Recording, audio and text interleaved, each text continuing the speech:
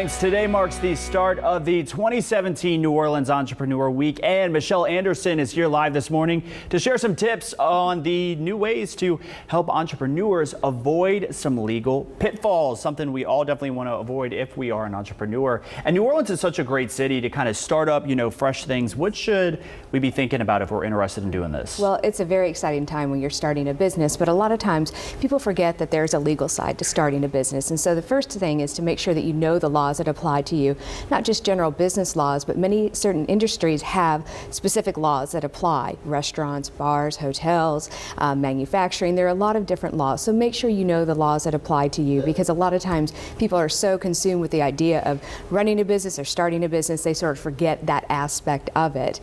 The next is to make sure if you have employees, or even if you don't, that whoever is working for you or with you is being paid properly. If you have employees, you may be subject to the Fair Labor Standards Act, or sometimes people misclassify individuals as independent contractors, so they avoid paying payroll taxes and not having to have workers' compensation insurance, or sometimes people don't know any better, but that can be a tax problem as well as a wage and hour problem as well. Wow.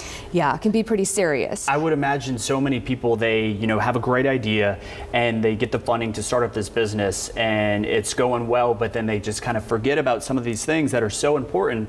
Talk about the repercussions. Certainly. Well, the repercussions certainly is that you could be sued, as well as you could be audited by a government agency. And the unfortunate thing is that the government assumes that you as a business owner know and understand every law that applies to you. Wow. And that certainly is not the case. That's why we have lawyers to help interpret those things.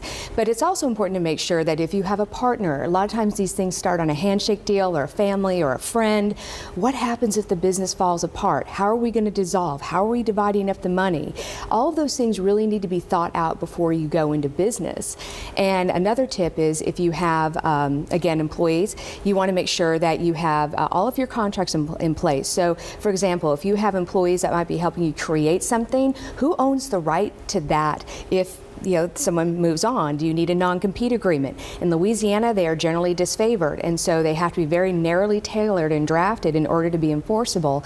And I've had many conversations with businesses over the years that come to me and say, oh, well, this person left, they have a non-compete agreement, and I look at it and say, we can't enforce it here because it wasn't written properly for the law. Wow. And so it's important. Please don't use form agreements. I can't tell you how many times I get businesses saying, oh, well, I found a contract on the internet, I took a handbook from somebody else's business. Not a good idea. Please don't do that. Please, there is a reason that there are people that specialize in these areas of the law. Get help and make sure you're doing it the right way. And a lot of business associations have resources for their members. For example, the Louisiana Restaurant Association, part of your membership gets you access to somebody like me who can help with quick questions. How do I pay this employee properly? What do I do with tips? I think I'm ready to terminate somebody. And most importantly, get insurance. Get insurance. Get insurance. Workers' good compensation insurance, employment practices liability insurance. Make sure you've got your policies in place. All right. Well, Michelle, we appreciate you stopping by. Thank you. Always fantastic tips for us. And again, for more information on how to protect your startup, you can contact